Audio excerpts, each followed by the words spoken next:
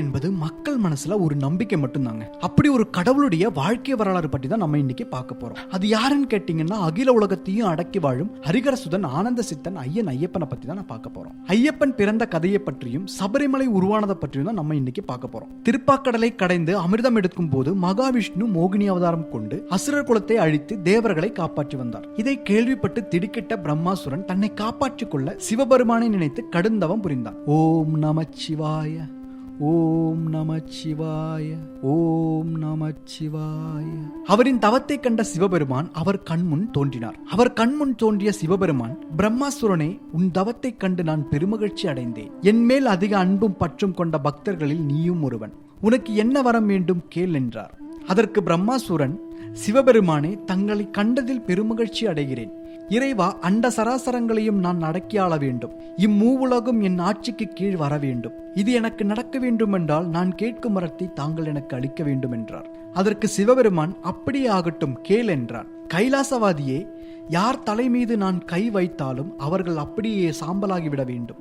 இந்த வரத்தை தாங்கள் இந்த அடியனுக்கு தந்தருள வேண்டும் என்றார் பிரம்மாசுரன். அதற்கு சிவபெருமான், அப்படியே ஆகட்டும் என்று அந்த வரத்தை பிரம்மாசுரனுக்கு கொடுத்தார்.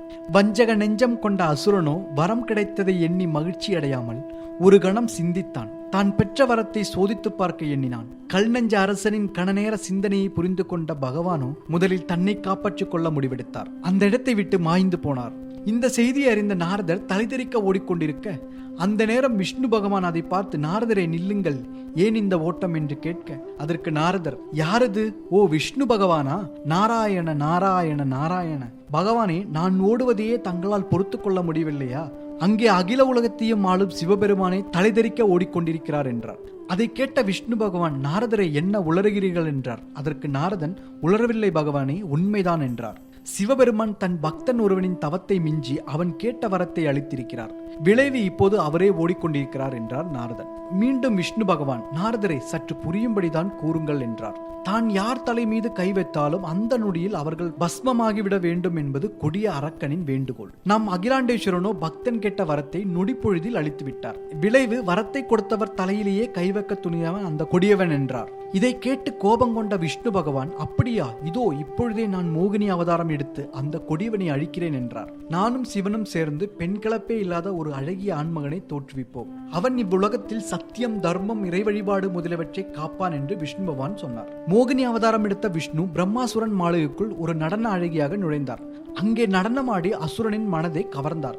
மோகினியை பார்த்த பிரம்மாசுரன், அழகு தேவதையே, மனித மாமிசங்களை ரசிக்க தெரிந்த எனக்கு கொடியடையால் உன்னை ரசிக்கும் ரசனையை தந்தாயே, யார் நீ என்று கேட்டார். அதற்கு மோகினி, மன்னா, நான் தேவலோகத்திலிருந்து வந்துள்ளேன். தங்களின் வீரதீர செயல்களை கேட்டு உங்களை மகிழ்விக்க வந்துள்ளேன் என்றார். அதற்கு பிரம்மாசுரன் சிரித்துவிட்டு மற்றற்ற மகிழ்ச்சி என்றார். நீ மட்டும் சம்மதித்தால் அகில உலகையே ஆளப்போகும் இந்த அரசனுக்கு மனைவியாகலாம் என்றார். அதற்கு மோகினி, மன்னா, அண்ட சராசரங்களை ஆளும் கடவுள்களையே அழிக்கும் வரம் பெற்ற தங்களை மணக்க யாருக்கு தான் ஆசை இருக்காது?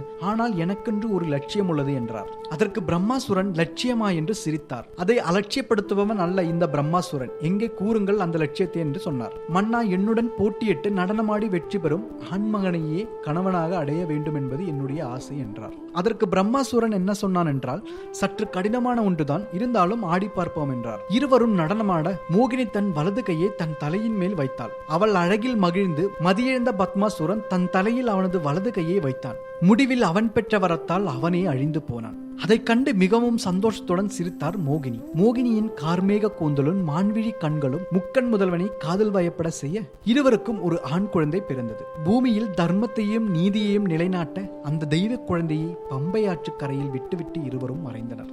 அந்த ஆண் குழந்தைதான் இன்று அகில உலகத்தையும் ஆளும் சுவாமி ஐயப்பன். அப்போதுதான் மன்னர் ராஜசேகரன் வேட்டைக்கு கிளம்பினார். சலசலக்கும் பம்பையாற்றின் சத்தமும் குளிர்ந்த காற்றை பூமியெங்கும் தழுவிவிட்டு வானத்தை தொட்டு நிற்கும் மரங்களும் செவ்வானம் சிவக்க துள்ளி எழுந்தான் சூரியன். இந்த இயற்கை சூழலின் நடுவில் ஒரு மெல்லிய குழந்தையின் அழுகுரல் கேட்க தேடத் தொடங்கினான் அரசன்.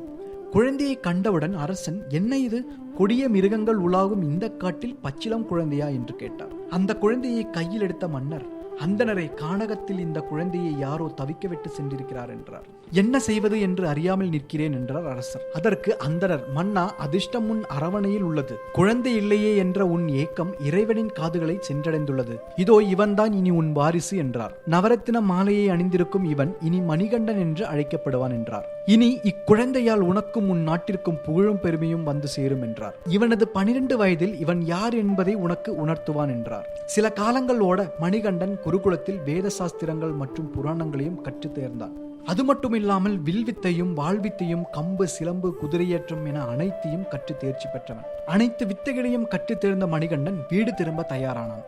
அப்போது மணிகண்டனுடைய குரு, மணிகண்டா, உன்னை போன்ற மாணவன் எனக்கு கிடைத்ததை நான் பெருமை அடைகிறேன் என்றார். உன்னை போல் புத்தி கூர்மையும் வீரமும் கொண்ட ஒரு அரச குமரனை நான் இதுவரை கண்டதில்லை என்றார். பகவானின் சக்தி சொரூபனாகத்தான் நீ இருக்க வேண்டும். சிவனின் சாந்தமும் விஷ்ணுவின் ராஜகுணமும் உன்னிடம் ஒருங்கே அமைந்துள்ளது என்றார். உன்னை காணும் போது என் கண்களில் நீ ஹரிகர சொரூபனாகத்தான் தெரிகிறாய் என்றார். அதற்கு மணிகண்டன், குருவே, எனக்கு கல்வி ஞானமும் வீரமும் கற்பித்தவர் தாங்கள். தங்களின் மாணவன் என்பதில் நான் தான் மட்டற்ற மகிழ்ச்சி அடைகிறேன் என்றார். அது மட்டுமல்லாமல் தங்களுக்கு குருதட்சணையும் தர விரும்புகிறேன் என்றார். அதற்கு குரு, மணிகண்டா, நீ எனக்கு குருதட்சணை தர வேண்டுமென்றால் எனக்கு இந்த வேண்டுகோளை நிறைவேற்று என்றார். நீண்ட காலமாக வாய் பேச முடியாமலும் செவி கேட்க முடியாமலும் இருக்கும் என் மகனை குணப்படுத்து என்றார். குருவின் ஆசைப்படி மகனை குணப்படுத்தினார் மணிகண்டன். இதை கண்ட குரு மணிகண்டனை பார்த்து, மணிகண்டா, நீ சாதாரண மனிதன் அல்ல, கடவுளின் ஆசி பெற்றவன் என்று ஆசீர்வதித்து விட்டார். சகல வித்தைகளையும் கற்றுக்கொண்டு குருவின் ஆசையோடு வீடு திரும்பினான் மணிகண்டன். அம்மாவுக்காக புலிப்பால் எடுக்க சென்ற மணிகண்டனின் வீர செயல் பற்றியும் சபரிமலை எப்படி உருவானது என்பதையும் அடுத்த பக்கத்தில் பார்க்கலாம். இது போன்ற இறைவனின் மகிமை பற்றியும் கோவில்களின் அதிசயங்கள் பற்றியும் தெரிஞ்சுக்க நீங்க பண்ண வேண்டியது ஒன்னே ஒண்ணுதான், டெம்பிள் ரகசியம் சேனலை சப்ஸ்கிரைப் பண்ணுங்க.